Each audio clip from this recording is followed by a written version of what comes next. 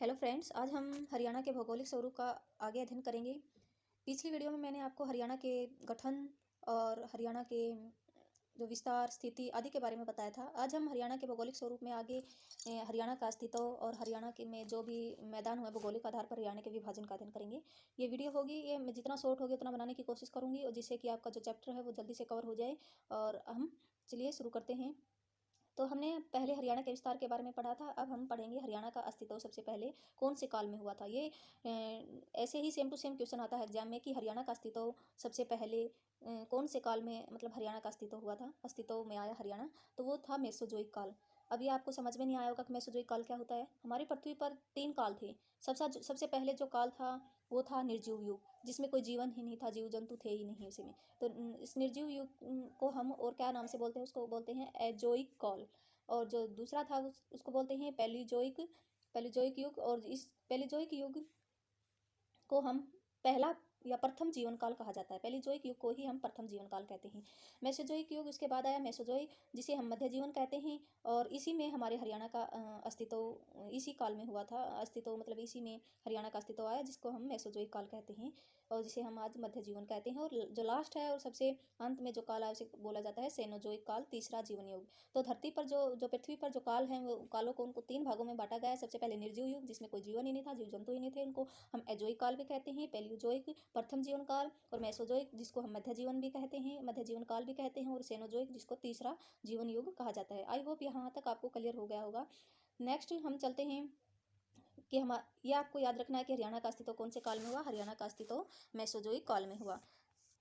और हरियाणा में जो पर्वत हैं, पर्वत, पहाड़, नदी, नाले, इनका निर्माण कब हुआ? इनका निर्माण, हरियाणा का अस्तित्व तो मेसोजोइक काल में हो गया था, लेकिन जो हरियाणा में पर्वतों का निर्माण, पहाड़ और नदियों का जो निर्माण हुआ था, वो हरियाणा में जलवायु आदि का जो निर्माण हुआ था, इनका विस्तार हुआ था, वो सेनोजोइक काल में हुआ था, जो सबसे लास्ट का काल है हमारा, जिसको हम तीसरा जीवन युग भी कहते हैं।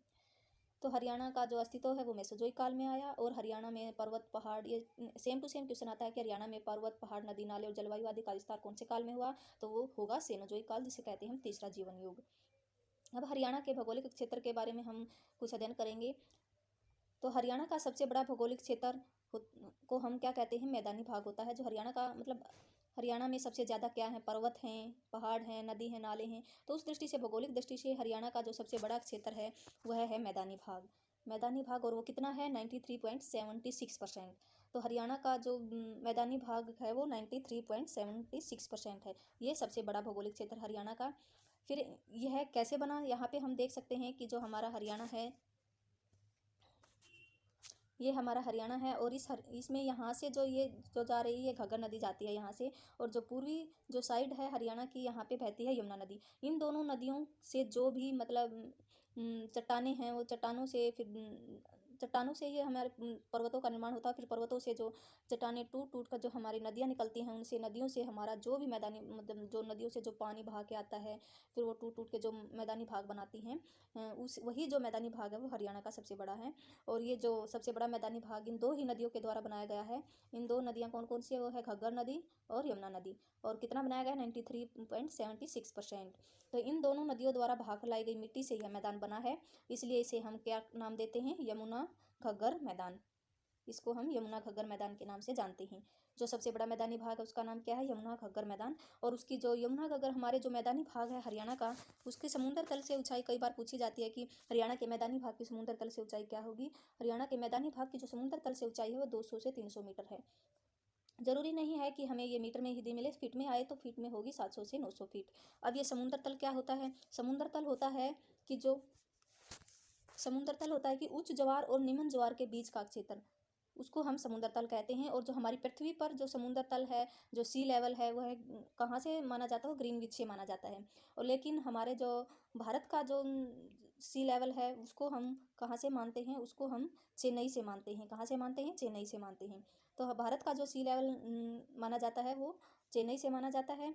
तो मैदानी भाग को भी हम आगे 2 भागों में बांटते हैं। जो पहला है वह है समतल मैदान, और दूसरा है मैदानी भाग को तरंगित मैदान, जिसको हम लहरदार मैदान भी कहते हैं। और जो समतल मैदान हैं वे हैं 68.21% इनका विस्तार है। और तरंगित मैदान जो लहरदार का मतलब होता है जैसे उबड़ खाबड़ जो मैदान है वे हैं 25.55%। आई होप आपको यहाँ तक क्लियर होगा।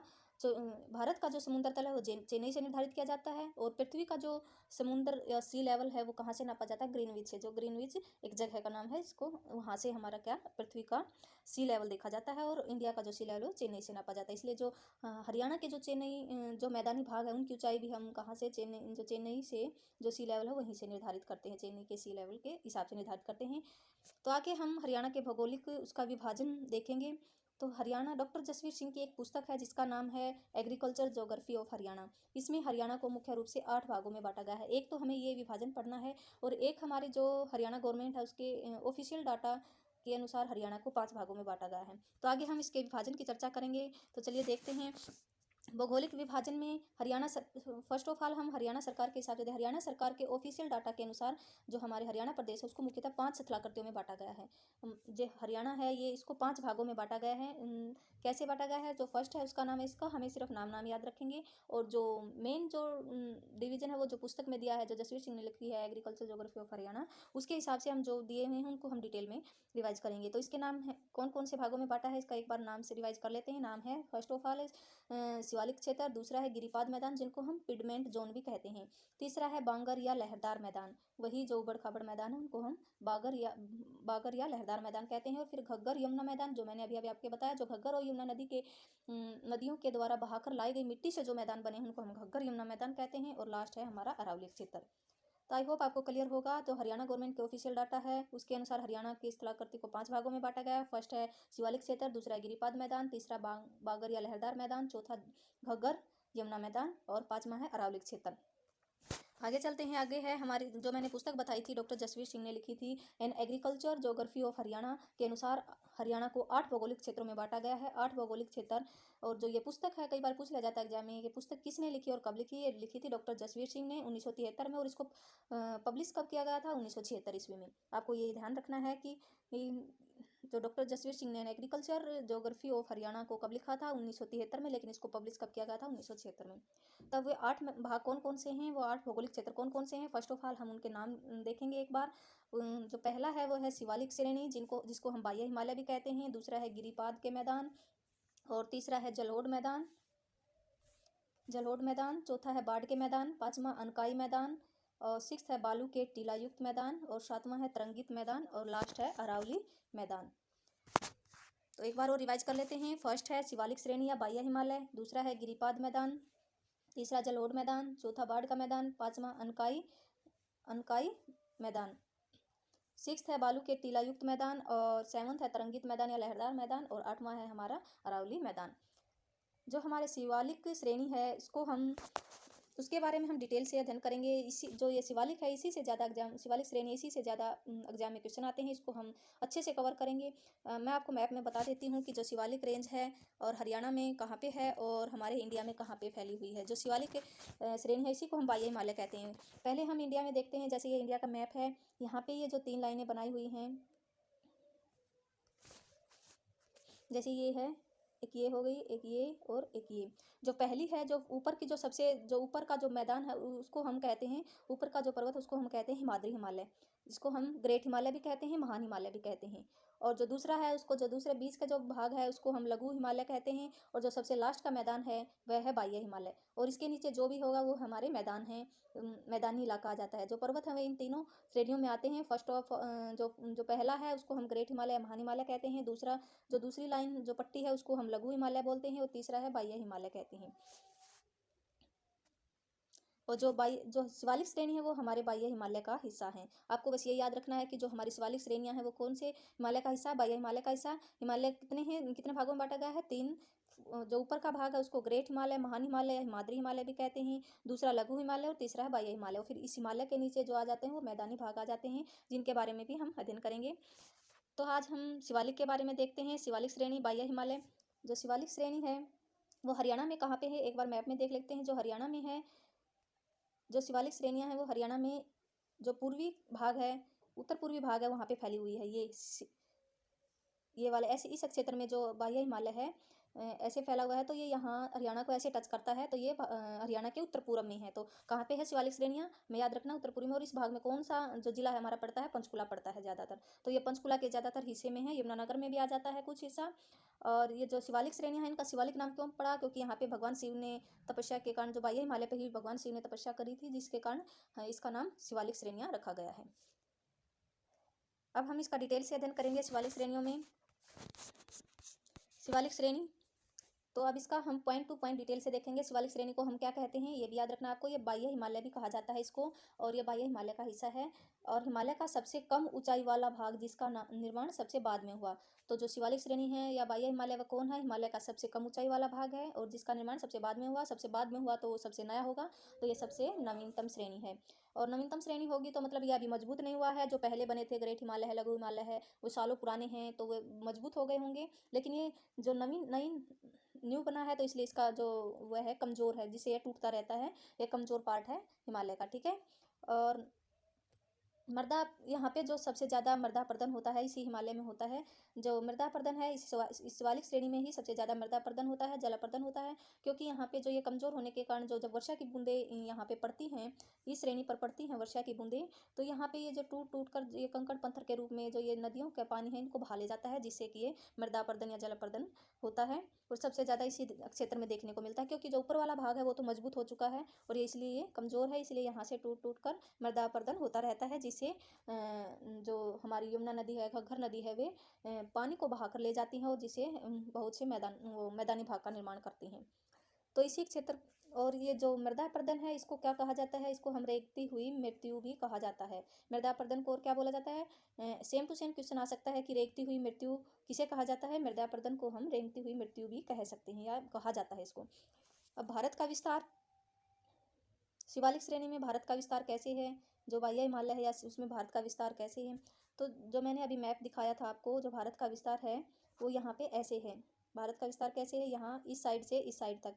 तो ये जो यहाँ क्या है, जम्मू कश्मीर है। जम्मू कश्मीर से कहाँ तक है, ये अरुणाचल प्रदेश तक है। जो लास्ट वाली जो लाइन है हमारी बाह्य हिमालय की, ये कहाँ से है, जम्मू कश्मीर से अरुणाचल प्रदेश तक। तो ये कौन सी दिशा होगी, ये पूर्व हो गई, और ये हमारी सॉरी ये पश्चिम हो गई, और ये पूरब होगी। पश्चिम टू पूरब या पूरब टू पश्चिम भी बोल सकते हैं। तो भारत में जो शिवालिक श्रेणी है उसका विस्तार कैसे है, भारत के संदर्भ में देखेंगे तो भारत के संदर्भ में इसका विस्तार पश्चिम से पूर्व है। और कौन कौन से राज्यों से है, राज्य जम्मू कश्मीर से अरुणाचल प्रदेश तक। और ये जो टोटल जो इसकी लंबाई होगी वह 1600 किलोमीटर की लंबाई में फैला है, ये हमें याद रखना है। तो कितनी लंबाई में फैला है, 1600 किलोमीटर की लंबाई में फैला है। और जो हमारी जो शिवालिक है, इसकी जो आकृति होगी वो चाप की होगी, या फिर इसको हम धनुष जैसी भी बोल सकते हैं, शिवालिक श्रेणी की।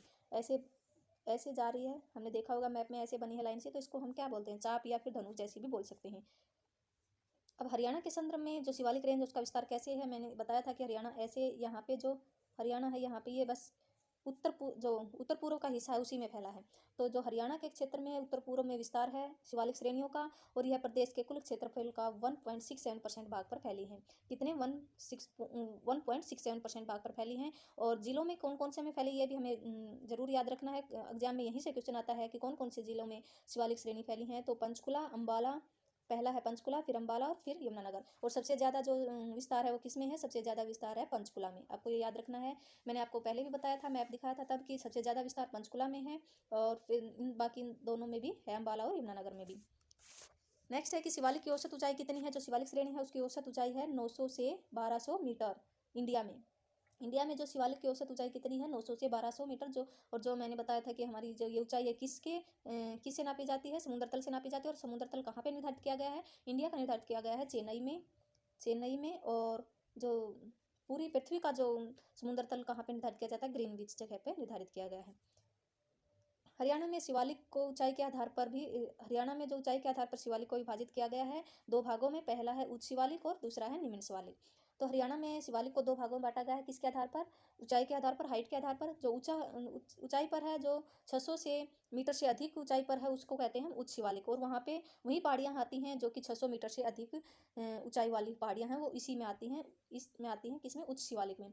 और निम्न शिवालिक में जो 600 से कम, या मतलब 400 से 600 के बीच की पहाड़ियाँ आती हैं, जो शिवालिक के अंदर आती हैं, किसमें, निम्न शिवालिक में। तो हरियाणा में शिवालिक को ऊंचाई के आधार पर दो भागों में बांटा। उच्च में 600 से ऊपर की जो पहाड़ियाँ हैं वो सभी उच्च शिवालिक में आती हैं, और 400 से जो 600 के बीच की पहाड़ियाँ वो किस में आती हैं, वो उसमें आती हैं, निम्न शिवालिक में आती हैं।